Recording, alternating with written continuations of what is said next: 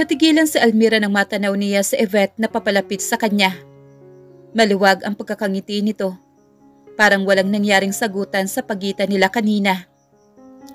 "Hi Almira, saan ka pupunta?" Patay mali siyang nilapitan ni Yvette si Almira at nakipagbeso-beso pa siya. Talagang inaabangan niya ang pagpasok ni Almira sa departure area. "Dadalawin ko ang tita ko sa Palawan." Seryosong tugon naman ni Almira. Alam niyang nakikipagplastikan lang ito sa kanya. "Pupunta naman ako sa Cebu. I just opened my resto bar few weeks ago. Kaya bibisitahin ko rin." Kaswal naman na pagkakakwento ni Yvette. Napatango na lang si Almira bago nagpaalam. "Kailangan ko nang pumasok." Pag-iwas naman niya rito. "Almira, sorry kanina ha. Medyo stress lang ako. May problema kasi sa resto bar ko. Ikaw tuloy ang napagbuntunan ko ng galit ko. Just forget about the past. I hope we can still be friends." Inilahad niya ang kanang kamay. Ayaw namang bastusin ito ni Almira. Dala ng kagandahang asal, ay nakipagkamay siya rito. At bago sila maghiwalay muli siyang niyakap nito. Hindi na lang niya pinansin ang kakaibang ikinikilos naman ni Yvette. Sinundan na nalilisik ng mga mata ni Yvette ang papalayong kaibigan bago sininyasan na lumapit ang isang lalaki may dalang kamera. "Nakuhanan mo ba lahat?" "Yes, ma'am." Sabay abot nito ng kamera upang ipakita ang mga nakuhang litrato. Natuwa naman si Yvette na makita ang mga litrato. "Perfect, let's go. Mag-aayos pa ako para sa charity event mamaya." "Ma'am, akala ko ba papunta ka sa Cebu?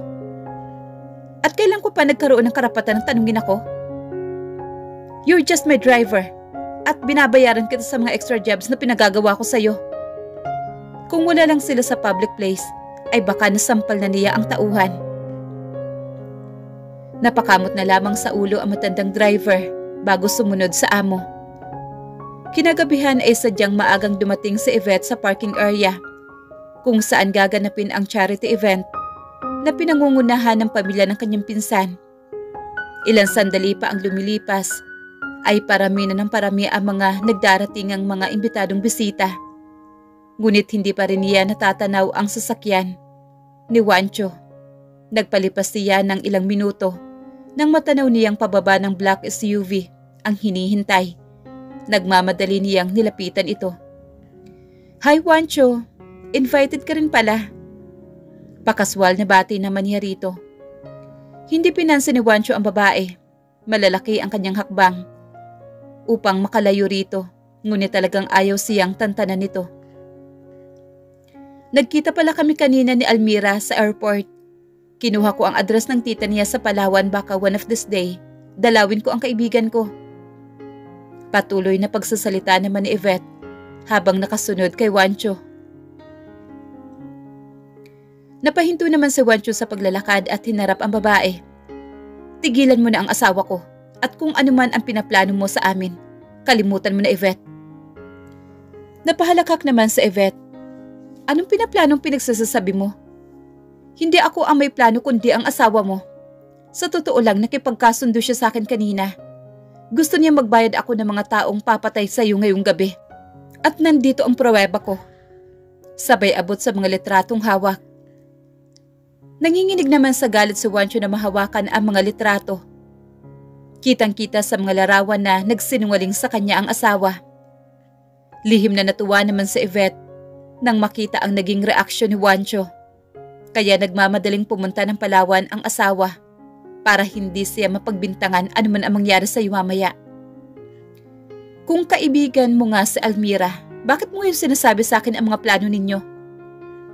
Ngayon na pagdugtong-dugtong naman ni Juancho ang ibig sabihin ng asawa kanina. Kausap niya sa telepono. Sinabi nitong may pinaplano si Yvette, pero ang totoo, ito talaga ang may planong masama sa kanya. "Plano niya, hindi ko plano. Traidor si Almira and she deserve it. Akala niya mapapasunod niya ako sa pagkatapos ng ginawa niya sa akin? Naiiling na wika naman ni Yvette habang nagsasalita. Kailangan niyang makumbinsi ng husto si Juancho sa mga kasinungalingan niya. May kinalaman ba ito sa mga kayamanan ko? Kaya gusto niya akong mamatay? Parang hindi ito matatanggap ni Juancho dahil ang pagkakakilala niya kay Almira ay hindi ito materialistic na tao. Exactly. Think about it. Kapag namatay ka, syempre, as your legal wife, sa kanya lahat mapupunta ang kayamanan mo. From riches to rags to riches. Makakabalik na ulit ang buong pamilya niya sa status nila sa society. Naikuyom naman ni Juancho ang mga kamao. Kung titimbangin niya ang sitwasyon, ay may punto nga si Yvette. Kaya bukas na bukas din, may mga desisyon na siyang nabuo. Magtutuo sila ni Almira. Ewan ko ba kung ano ang napakain sa'yo ni Almira? At talagang pinakasalan mo pa. Hindi lahat ng may maamong mukha mababait. Karamihan sa yan ay mga itinatago ring kasamaan. Sa'yo na ang mga pictures na yan para may souvenir ka. Tinapik pa ni Yvette ang kanang balikat ni Juancho bago tumalikod. Tuwang-tuwa siya dahil alam niyang nagkaroon ng pagdududa kay Almira kaya hindi na mahihirapan si Faith na maisagawa ang plano mamaya. Maluwang ang pagkakangiti ni Almira nang matanaw ang tiyahin na nag-aabang sa kanya. Ayon sa driver na sumundo sa kanya sa airport, ay talagang naghahanda ng masaganang hapunan ang kanyang tita para sa pagdating niya. Halos hindi siya makapaniwala sa mga nakikita. May isang napakarangyang mansyon na nakatayo sa gitna ng napakalawak na solar na napapalibutan ng iba't ibang mamahaling halaman. Maraming katanungan ang naglaro sa kanyang isipan. Ang kanyang tita Elisa ay namumuhay ng ganito karangya, samantalang ang kanyang mama ay naghihirap sa Amerika. Almira, I'm glad na nakauwi ka na rito. Masayang salubong naman ni Elisa sa pamangkin. Halos isang dekada na rin niyang hindi nakikita ito at ang pamilya ng kanyang kapatid. Naramdaman naman ni Almira ang higpit ng yakap ng tiyahin. Sorry tita, medyo nadila ang pagpunta ko rito. May mga tinatapos lang po akong trabaho sa Manila. Paliwanag naman niya rito. That's all right. Ang importante nandito ka na. Bukas na bukas din, marami tayong aasikasuhing trabaho. Yeah, I heard about the expansion of your resort. I don't know kung paano ako makakatulong sa inyo tungkol doon. Wala po akong ganong experience about po tungkol doon sa construction and the design. Kaya nagtataka ako kung bakit ako ang pilit ninyong pinapauwi rito. Huwag muna natin yung pag-usapan ngayon. Gusto ko muna magpahinga ka. Ipinahanda ko ang mga paborito mo. Mas mainam na kumain ka na muna. Pahayag naman ni Elisa habang kaagapay ang pamangkin papasok na mansyon. Oh my God, tita. You've got a very nice house. I mean mansion. Habang pumapasok siya sa loob. This is ours, Almira. Dapat sa mama. Natigilan naman si Elisa. Hindi pa ito ang tamang pagkakataon para pag-usapan ang tungkol dito. Ang mabuti pa, sa komedor na tayo dumiretso.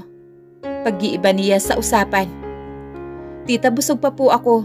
I will take a rest first. Kahit nagutom ay mas pinili muna niya magpahinga para magkaroon siya ng pagkakataon na matawagan niya si Juancho at paghahandain din niya ng gagawing pagtatapat sa tiyahin patungkol sa pagpapakasal niya. Okay, ipapahatid kita sa magiging kwarto mo. Mabilis na tugon naman ang ginang bago tinawag ang isang kasambahay. Napasingha pa si Almira nang mabungaran ang magiging silid. Ganitong-ganito ang hitsura ng kanyang kwarto noong mga panahong mayaman pa sila. Sadya bang ipinagawa ng kanyang tiyahin ang kanyang silid tulugan? Ito ang katanungang naglalaro sa isipan niya.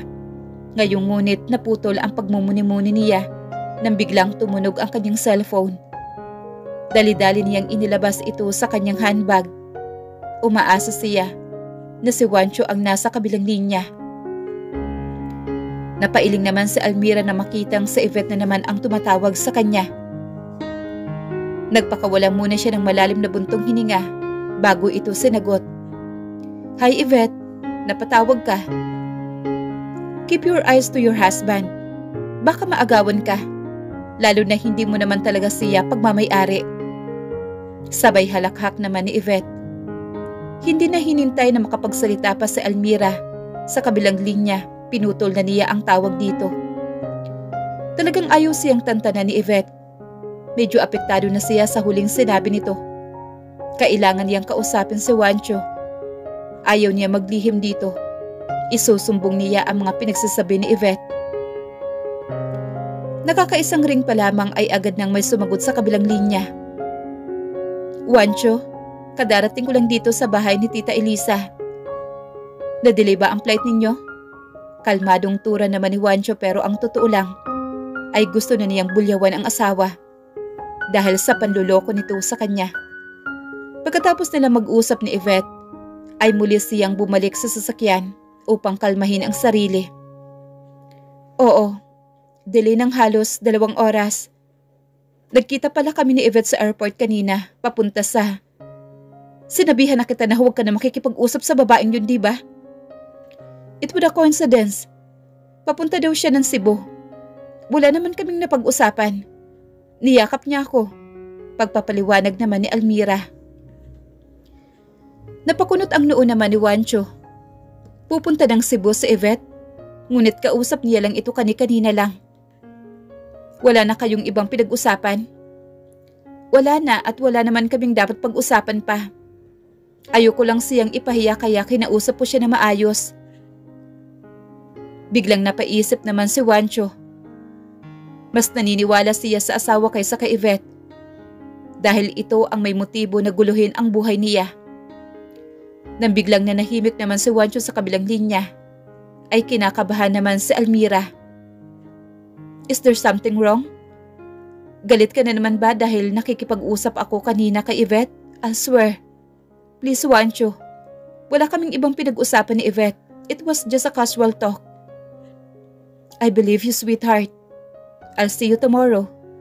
Magpahinga ka na muna. Alam kong napagod ka. Pagkatapos kong makausap sa senator, uuwi na ako dyan. Bili naman ni Juancho sa asawa. Hindi niya kayang kumprontahin si Almira tungkol sa mga sinabi ni Yvette dahil nag-iingat siya na masaktan niya ang damdamin nito. May mga tao na rin siyang kinausap upang magbantay sa seguridad niya ngayong gabi.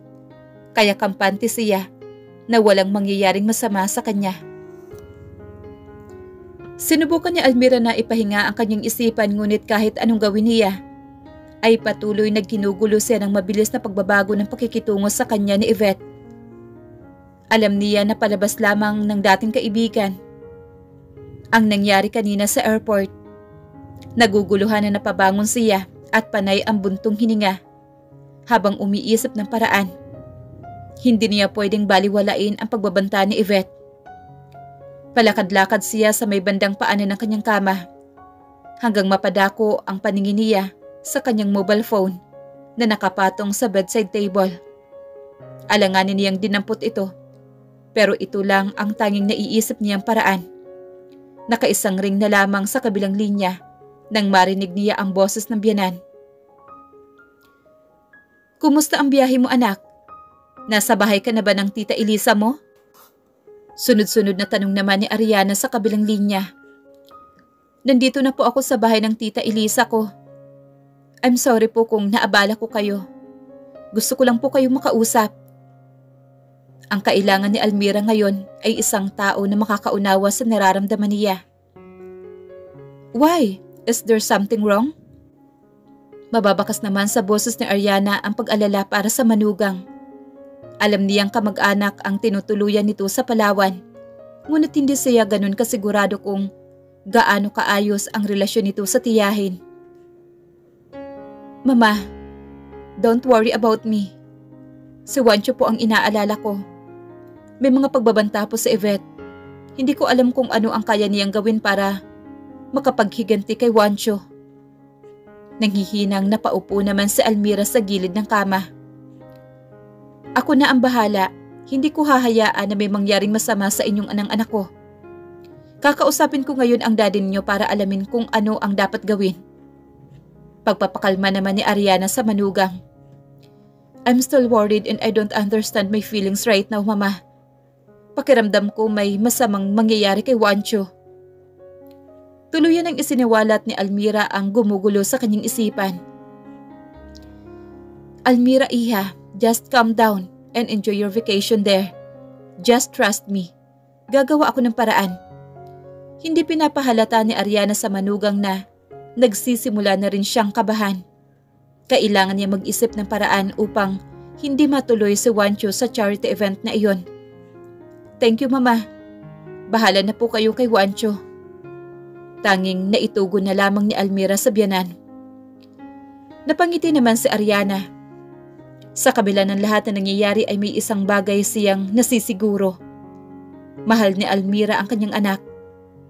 Ngunit bago pa siya ma-excite ay kailangan na niyang makagawa ng paraan.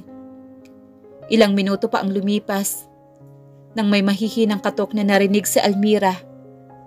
Nagmamadali siyang bumangon upang tingnan kung sino ang nasa labas ng kanyang silid. Niluwagan niya ang pagkakabukas ng pintuan na mabungaran niya ang kanyang tita. Sabi sa akin ng mga kasambahay, hindi ka pa raw bumababa para kumain. May pag-alala sa tinig ng ginang habang masuyo siyang tinititigan ang pamangkin. Hindi pa naman po ako nagugutom.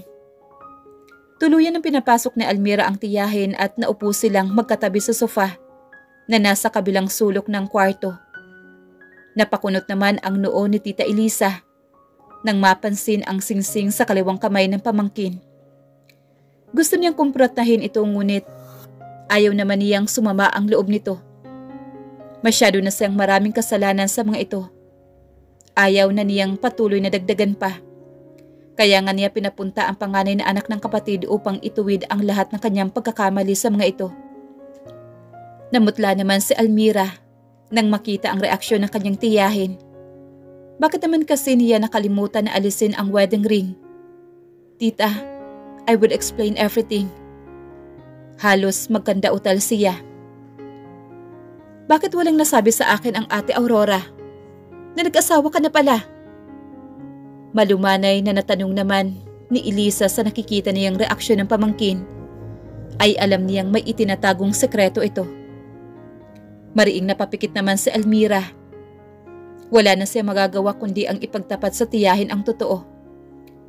Tita, hindi po alam nila papa at mama ang tungkol sa pagpapakasal ko. What? At sigurado akong magagalit sila kapag nalaman nila ang ginawa mo. Almira, wala naman silang magagawa kahit sinong lalaki ang gusto mong pakasalan. Pero sana naman ipinaalam mo sa kanila.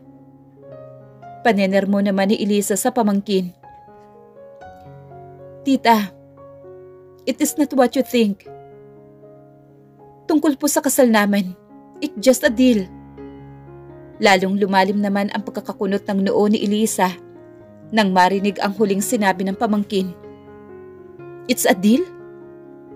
Hindi dapat ginagawang kasunduan ang pagpapakasal.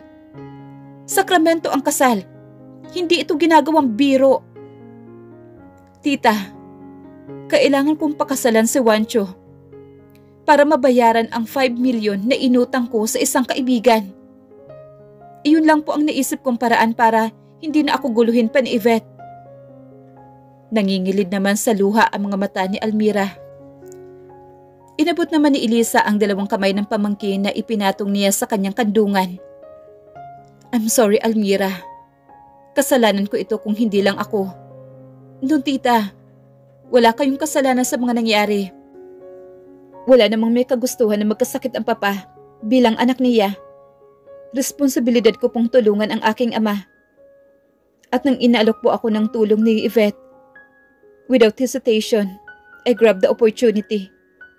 Pero hindi ko inaakala na yun ang magiging dahilan ng magulo kong buhay ngayon.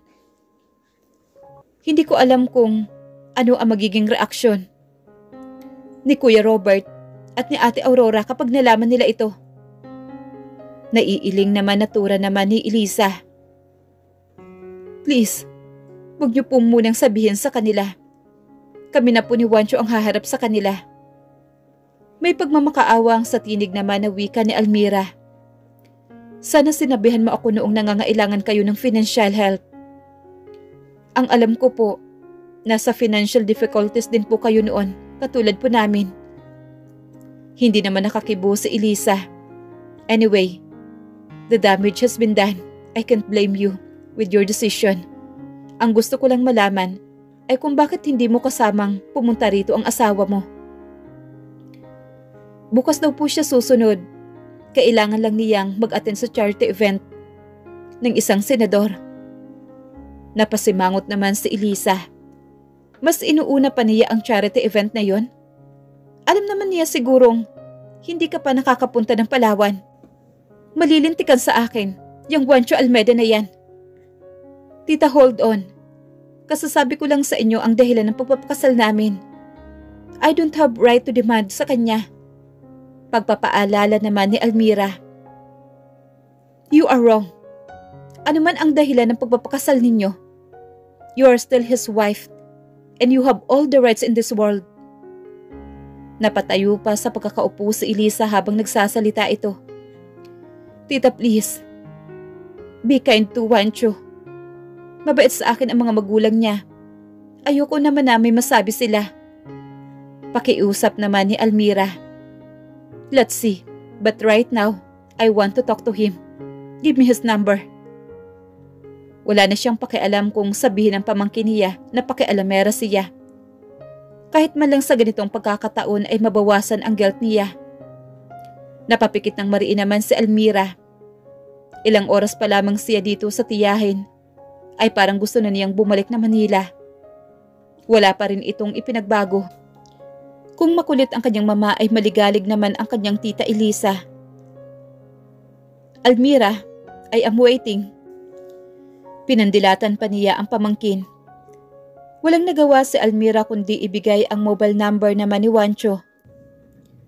Samantala ng mga oras na iyon ay kasalukuyang kausap ni Juancho ang senador. Tuwang-tuwa ang matandang senador na nakarating ang binatang Almeda na alam niyang mahal na mahal ng kanyang anak. Juancho, maybe this is the perfect time para pag-usapan ang tungkol sa kasal ninyo ni Faith. Nakangiting tura naman ng senador. Senator, ito ang isa sa mga dahilan kaya gusto ko kayong makausap. Malumanay na tugo naman ni Juancho. Lalong lumuwang ang pagkakangiti ng senador. Ngunit ang ngiti niya ay napalitan ng galit nang marinig ang sinabi ni Juancho. I'm sorry, but I'm already married. Kaya imposible na mapakasalan ko pa si Faith. Alam ni Faith ang tungkol dito. Pagpapaliwanag naman ni Juancho.